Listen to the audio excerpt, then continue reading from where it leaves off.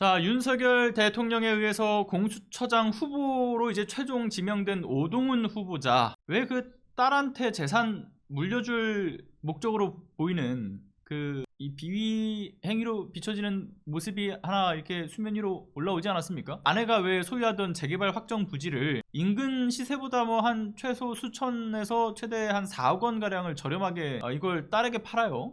그리고 그 과정에서 딸은 오동훈 후보자에게 증여받은 비용 그리고 플러스해서 은행 대출을 통해서 이걸 사들이는데, 이와 관련해서 왜 증여세 탈루 꼼수, 그리고 이제 대출을 받기 위해서 법무법인 근무 경력을 만드는 데 있어가지고 이 아빠 찬스까지 이게 받은 것 아니냐, 이런 의혹이 제기되지 않았었습니까? 그런데 여기에 이어서 이번에는 아내의 법무법인 근무 역시도 이거 세금을 적게 내기 위한 꼼수가 작용했던 것 아니냐, 이런 의혹이 지금 추가적으로 제기가 되고 있어요. 이 관련돼서 보도된 내용들에 따르게 되면 이 오동훈 후보자의 아내가 2019년부터 2023년까지 4년 동안 오동훈 후보자와 같은 로펌에서 일하면서 2억 원 가까운 어떤 급여를 받았다라고 알려져 있지 않습니까? 근데 그렇게 4년의 기간 동안 오동훈 후보자는 7억 4,500만 원, 그리고 아내는 1억 9,950만 원을 받아 챙겨요. 근데 중요한 것은 이걸 이제 세무 전문가가 분석을 해보니까 이거 아내가 근무한 거 절세 꼼수 아닌가? 그러니까 절세 꼼수로 만약에 근무를 했던 것으로 위장 근무를 했다라고 한다면 약 6,900여만 원의 탈루가 있었을 것이다 라는 지적이 나옵니다.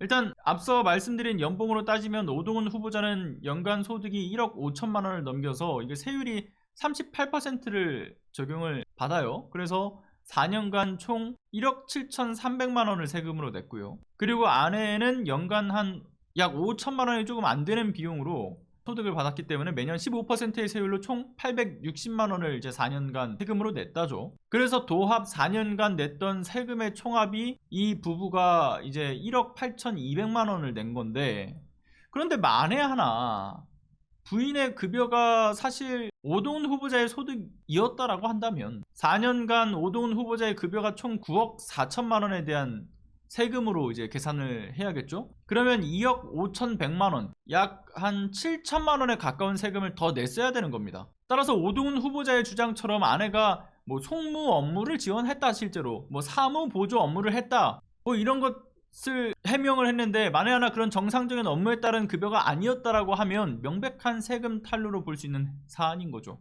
게다가 송무 업무 그리고 사무 보조다 라고 한다면요, 뭐 예를 들어 김앤장, 광장, 태평양, 세종 이런 4대 로펌이 아닌 경우에야 이 연봉이 굉장히 박하다라고 알려져 있단 말이에요. 그런데 심지어는 4대 로펌의 경우에도 뭐 송무 업무라든가 자문 파트라든가 뭐 이런 사무 보조라든가 이렇게 이 법률 사무직의 어떤 연봉을 제가 좀 알아봤어요. 근데 연봉을 알아보니까 평균적으로 3,400만 원에서 3,800만 원이더라고요. 그런데 오동훈 후보자의 아내는 오동훈 후보자와 같은 법무법인에 있었다라고 하니까 그 법무법인 금성에서 근무를 했었다라는 것일 텐데, 여기서 받은 연봉이 4대 로펌보다 훨씬 많은 4,980여만 원입니다. 즉 거의 5천만 원에 가까운 연봉을 받았다라는 것, 평균 시장가와 비교했을 때 납득하기 어려운 금액이죠. 그래서 성동세무서에 뭐 국세심사위원을 하고 뭐 인천지방국세청에 뭐 조세법 그 법률 고문을 이제 지냈던 조세법 전문가라고 평가를 받고 있는 이 오동훈 후보자가 이런 정황들로 봤을 때는 뭐 조세법 전문가가 아니라 그냥 세금 탈루 전문가였던 것은 아닌가가 매우